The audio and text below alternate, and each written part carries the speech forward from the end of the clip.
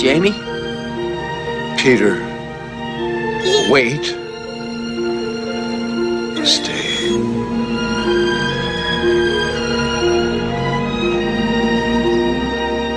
자, 파리 영화로 가겠습니다. 파리는요. 집을 찾아 머나먼 여정. 예, 머나먼 여정 원 제목은 홈워드 바운드죠. 예, 홈워드 바운드. 더 인크레더블 전이라는 원 제목이 있고요. 1993년 드웨인 더넘 감독의 영화입니다. 이거는 이제 실제로 이 동물들이 말을 해요. 자기들끼리만. 그렇죠. 마이클 제이 폭스가 챈스라는 아주 그냥 망나니 강아지. 아메리칸 불독. 네, 아메리칸 불독 역을 했고요. 돈 아메치라는 배우가 섀도우라고 아주 충견. 예, 이게가 골든 리트리버.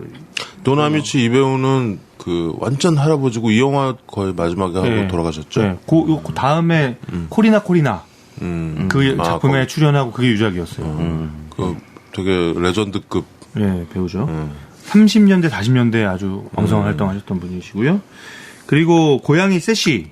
세시. 이 목소리는 셜리 필드가 역할했습니다. 셀리 필드. 주요한 인물들은 이 정도만 소개하겠습니다. 저번에 SF 때 얘기했던 마이클 제이 폭스가 여기서 목소리 연기. 이거에서 목소리 연기를 너무 잘해서 그 뒤에 애니메이션 같은 것도 많이 하고 그랬던 것 같아요. 근데 정말 잘했어. 또 이 돈 아미치 할아버지 배우랑 또 셀리 필드가 또 누구야? 이게 오스카를 여러 번 들어올린 명배우.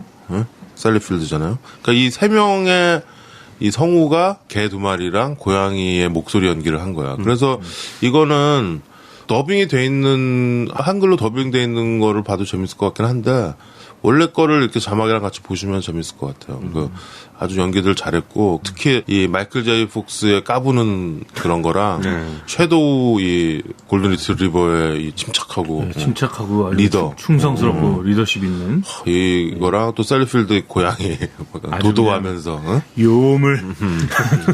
이 머나먼 여정은, 홈워드 바운드, 이 영화 93년에 나왔죠? 예.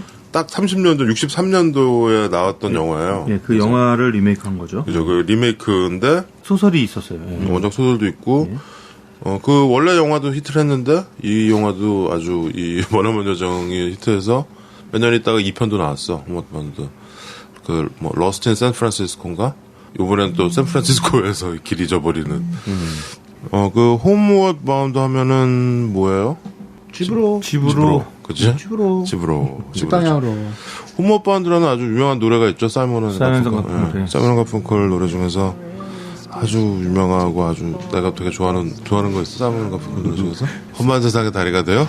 좀 노래를 제일 먼저 좋아했지만 세실리가. 그래요? 홈워드 바운드라는 노래가 있어요.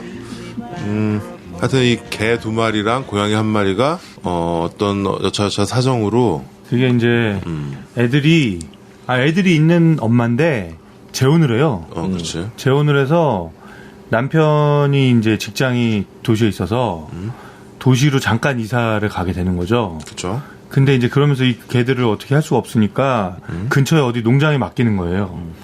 근데 가족들이 자기들을 놓고 가니까 이거 뭐지? 이렇게 하면서 그렇죠. 그냥 가만히 있으면 되는데 그냥 다 찾으러 올 건데 이거 뭐지? 하면서 이제 셋이서 탈출하는 거죠. 집으로 가는 거지. 집을 찾아서. 탈출하는 장면이 웃기잖아요. 원래는 챈스는 갈 생각이 없었어요. 챈스는 전혀 갈 생각 없었지. 닭들이랑 노느라고 정신이 없어. 그랬다가 칠면조에 놀래갖고 가잖아요. 근데 영화는 좀 전체적으로 가족에 관한 그런 거를 얘기를 해줘. 그러니까 우리가 그냥 슥 지나가서 잘 모르지만 이 가족, 인간들 가족도 방금 최 과장이 얘기했지만 애 셋 딸린 엄마지. 뭐 이혼을 했는지 뭐 사별을 했는지 모르겠는데 물론 이혼녀겠지. 근데 이제 거기에 새 아빠가 오는 거야. 밥이라는 아빠가 오죠. 이런 가정들이 많잖아, 미국에. 지금 우리나라도 많죠. 그런데 애들은 이 아빠를 못 받아들이지 보통. 그 티네이저고 어린 애들이고 원래 아빠가 있었을 텐데. 야, 네가 어떻게 먹는지 알았다, 그거 과자. 일단 입에 넣고서 녹이는구나, 그렇게 안 씹고. 그리고 한 통을 어떻게 먹었냐? 무슨 말이야, 그런 이제 그 사람 가정은 그런데 그 가정에 그 애 하나당 이 펫 하나가 있는 거야. 그쵸. 그래서 제일 큰 애가 제일 충직한 섀도우. 골든 리트리버. 섀도우의 완전히 그 오른팔이죠. 섀도우도 진짜 충직하고. 그 마지막 장면에 피터? 그 섀도우가 그 나중에 제외하는 장면이 있어. 네. 이 영화를 몰입해서 본다면 나중에 이 개들 고양이랑 섀도우가 나타날 때 사람들이랑 제외할 때 대단하죠. 다들 울죠. 울 수밖에 없고 거기서 그렇구나. 이렇게 진짜 유주얼 서스펙트의 카이저 소재가 걷는 것처럼 섀도우가 다리를 절다가 뛰어와요. 잘 찍었어. 어떻게 그렇게 찍었는지 모르겠어요. 섀도우가 그 애들이 이제 하나씩 나타나잖아요. 마지막 장면에서. 이거 스포일러지만 하나씩 나타났는데 섀도우가 그 전에 죽었는지 안 죽었는지 우리 모르잖아. 그렇지. 섀도우가 막판에 그냥 탁 튀어나오잖아, 섀도우가. 어디 떨어져가지고 나이도 많은데 네. 섀도우가 제일 나이가 많지. 네. 찬스는 이제 둘째 남자애, 막내 남자애구나. 네, 막내인가? 네, 얘가? 막내. 근데 얘는 또 걔인데 찬스가 또 이제 스토리가 있어. 얘는 이제 어렸을 때 이렇게 그 파운드라고 하죠. 그 동물 보호소 같은데 그런 데를 전전하던 걔야. 그러니까 집이라는 거, 가족에 대해서 개념이 없는 거지. 개념도 믿지 없고 않지. 믿지 않아. 네, 나는 가족을 믿지 않는다 이런 식이죠. 근데 마지막에 보면 이 개가 가족에 대한 사랑을 회복을 해.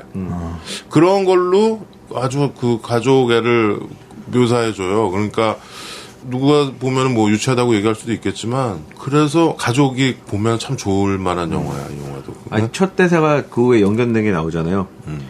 감옥 얘기를 하잖아요. 감옥 얘기. 내가 감옥에 있었다라는 얘기를 하다가 아이, 감옥 얘기는 그만하고 그치, 감옥에 그 파운드, 그 철창에 갇혀 지내던. 갇혀있던 걸 감옥 얘기로 한 거지. 그 다음에 이제 둘째 그 여자아이는 세시라는 히말라야 고양이? 네, 히말라얀. 히말라얀? 네. 약간 뭐 페르시아, 히말라야 이쪽 개들, 이게 되게 비싸 보이는 고양이야. 그렇죠. 고양이도 되게 비싸더라. 고양 비싸요. 그 혈통 이런 게 있어가지고. 그럼요. 또 요즘은 옛날에는 우리는 사실 애완동물 하면 그냥 개였잖아. 고양이 키우는 집은 뭐 별로, 그리고 남자들은 특히 고양이에 별 관심 없잖아. 근데 요즘 이제 보니까 지금 우리 베란다에도 고양이가 지금 한 마리 누가 맡겨놓은 게 있는데. 정말 고양이는 개 키우다가 생각하면 절대 안 돼. 절대 먹을 걸로 못 꼬셔. 그리고 아무리 정을 줘도 뭐 칼맨인가 보면 그런 대사 나오잖아. 여자랑 고양이는 부르면 안 온다고. 근데 그 말이 딱 맞아. 하여튼 이 세시라는 이 고양이, 근데 보통 고양이랑 걔는 안 친한데 이 집은 이 셋이서 아주 재밌는 콤비예요. 그래서 그 찬스가 처음에 막 이렇게 대사하면서 막 결혼식 막 케이크 훔쳐먹고 예. 막 하는 대사들이 있어. 근데 그런 거 참 대사 같은 걸 잘 썼어. 재밌고. 그래서 이 세 마리의 이 애완동물들이 야생과 맞닥뜨리는 거야. 그렇죠, 막. 일단 막 산 넘고 물 건너, 뭐 강도 건너고, 그리고 막 나중에 세시는 물에 빠지고, 뭐 그래서 헤어졌다가. 포 만나고. 세시가 물에 빠져서 헤어져요. 근데 완전히 죽기 일보 직전에서 어떤 조류학자 한 명이 세시를 구해주죠. 그렇죠. 그리고 이제 탁 털도 닦아주고 네. 이제 다시 먹을 것도 주고 그래서 이제 힘을 찾았는데 어디선가 멀리서 들려오는 강아지의 그 짖는 소리에 얘들인 거를 직감을 하죠. 세시랑 진짜. 걔네들 이렇게 서로 만나는 장면 되게. 저는 최고의 명장면인 것 같아요. 진짜 네? 최고의 명장면. 근데 그 강아지랑 고양이가 아니, 막 그거를요, 진짜 그렇게 만날 수가 없어요. 어떻게 그렇게 만나요? 그 여러 번 찍었겠지. 아니에요, 형. 근데 진짜 사람이 와서 막 끌어안는 것 같은 그런 아니, 분위기. 양쪽에서요, 달려오기 시작하는데, 저는 그래서, 이거 다 끊고, 달려오는 것만 찍은 다음에 끊고, 얘네가 딱 가까이 있는 걸 찍겠지 생각했는데, 달려오다가 화면 컷이 넘어가고, 강아지 두 마리가 달려오고, 고양이가 달려와서, 고양이가 바로 앞에서 손을 이렇게 뻗쳐서 강아지한테 손을 뻗치는 장면이 나와요. 이게 어떻게 찍었지? 말도 안 돼, 진짜. 저 여기서 진짜 말도 안 되지만 전 감동받아서 눈물이 날거든요. 진짜 제가 이거를 보면서 이 만나는 장면을 보면서 눈물이 맺혔던 게 그렇게 많진 않은데 대장금에서 우리 장금이랑 우리요. 만나는 장면에서 종사관님과 그쵸. 이렇게 막 궁을 막 뛰어다니면서 해갖고 장금만 이러면서 만나는 장면에서 그렇게 울었는데 대장금이 떠오를 정도로 이 너나면 형의 만나는 장면이 저를 그냥 아주. 그럼 나 여기서 퀴즈를 하나 낼게. 얘네들 이 찬스, 섀도우, 세시가 이 산 넘고 물 건너 바다 건너서 가면서 만나지 않았던 동물 맞춰봐. 내가 네. 불러볼 테니까. 만나지 않았던 동물이요? 맞출 수 있을 것 같은데. 스컹크, 곰, 뱀, 고슴도치, 토끼, 퓨마, 다람쥐. 천천히 다시. 네, 일단 만난 거는 확실히 기억나거든요. 네, 만난 건 확실히 하나씩 빼보자 그러면. 스컹크, 네, 스컹크 만났어. 곰, 만났어. 뱀, 뱀이 내가 뱀은 모르겠어요. 고슴도치, 고놈이 만났어. 만났고 토끼. 토끼를 형 스쳐 지나간 동물까지 본 거예요? 아니 거기 그 나와. 토끼 알았어. 일단 퓨마. 넘어가. 퓨마 만났고. 근데 난 다람쥐. 이게 좀 퓨마가 맞아요, 얘? 아 퓨마. 그 맞아요? 이제 푸마를 이제 마운틴 라이온이라고도 하고 푸마라고도 하고 뭐. 그럼 지금 세 개로 좁혀지는데 뱀이랑 토끼랑 다람쥐. 다람쥐인데 토끼는 만났어요. 찬스가 한번 토끼는 토끼 만났고 사냥한다고 막 토끼 네. 연락이 쫓아가잖아. 토끼는 만났고 지금 뱀과 뱀도 나와. 뱀도 중간에 뱀이 확 찬스가 건드렸다가 이제 클럽번 보지. 그래서 세시가 나무 위에서 이렇게 내려와가지고 애들 옆에서 다람쥐였네. 다람쥐는 안 나옵니다. 정답은 다람쥐입니다. 아우 못 근데 맞히네. 이거 재밌어요. 근데 그 고슴도치와 관련된 이슈도 되게 재밌잖아요. 얘가 찬스가 되게 호기심이 많은 애거든요. 아주 천방지축이에요. 근데 정말 꽂힌 것 같아요. 얼굴에. 근데 고슴도치가 이렇게 보이니까 막 쫓아가가지고 깝치다가 제대로 전콕으로 가시에 찔리죠. 그래가지고 세시가 이렇게 막 가시 이렇게 입으로 이렇게 빼주고 뭐 그러는 장면 재밌고 또 얘네가 이제 집에서 이 강아지 두 마리가 세시를 골려 먹을 때 그 시소에서 맞아. 그 시소에 이렇게 앉아 있으면 체스가 막 달려와가지고 시소에 탁 앉으면서 고양이가 붕 날아가는 장면인데 그 되게 웃기거든요. 근데 그걸 아주 그 장면을 나중에 얘네들이 그 정글에서 정글은 아니죠?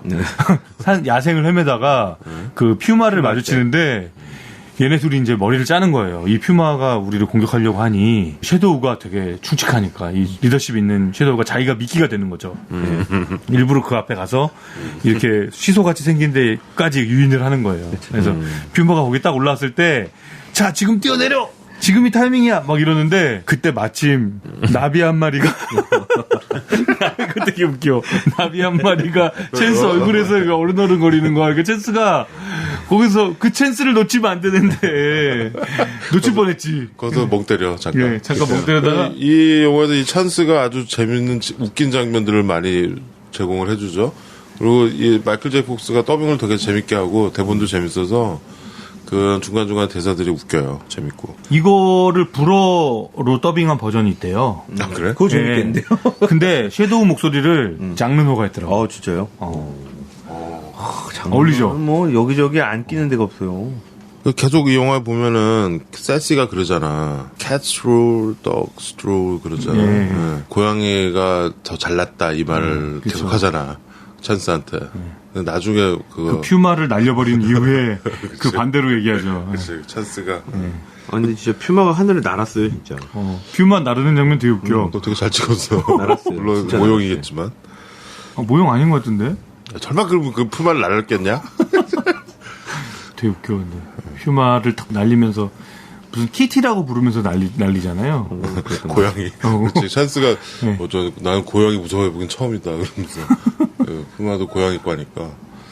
근데 확실히 고양이과 동물들은 길이 안 들어. 이게 소설 원작에는 원래 세시가 샴 고양이로 나왔어요. 샴 고양이? 네, 근데 히말라얀 고양이로 영화하면서 바뀌었고, 그 섀도우는 불테리어 원래가 그리고 찬스는 레브라도 리트리버였대요. 라브라도로. 네, 근데 이제 그 영화하면서 더 맞는 이미지로 이제 바꿔서 근데 아메리칸 불독이 되게, 여기도 되게 귀여워. 찬스, 여기 귀여워서 그런지 몰라도, 하는 짓도 귀엽고, 불독처럼 안 생기고, 그렇더라고. 약간 달마시안 같은 느낌 조금 들죠. 약간 전박이. 그리고 이 영화는 디즈니에서 그 베토벤이 92년 요거 나오기 전에 하도 히트를 해서 디즈니에서 약간 베토벤을 생각하고 만든 것 같아. 베토벤이 히트를 치고 근데 그 유니버설인가? 네, 유니버설. 그렇죠. 근데 디즈니에서 사실 그런 영화는 디즈니가 전문인데. 그렇죠. 감히 우리 영역에 들어와 그러고서 만들었는데 역시 히트를 했죠. 디즈니가 그래서 대단한 것 같아. 디즈니가 요때 이제 좀 지나서 이제 드림웍스의 공세를 받죠. 그 드림웍스에도 디즈니의 이런 걸 꽈잖아. 막 슈렉 이런 거 만들면서 거기 뭐 백설공주 뭐 숲속의 뭐 이런 걸 맞아요, 되게 맞아요. 비틀잖아. 막. 그러네. 그러니까 디즈니에 사실 건드리면 안 되는 어떤 성역 같은데 얘네들이 워커 싣고 들어온 같은 느낌이 들었을 거야. 그래서 디즈니에서도 약간 이제 그런 식으로 가면서도 자기네 칼날 안 잃고 그런 어떤 챌린지와 그런 것들을 보는 재미가 또 좀 있어요. 펩시와 콜라 전쟁 이런 것처럼, 펩시와 코크 전쟁처럼.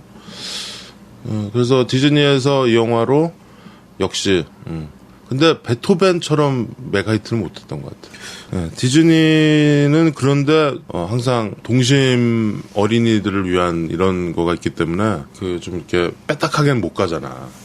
그러니까 이 영화도 이런 식으로 항상 전공법을 하지.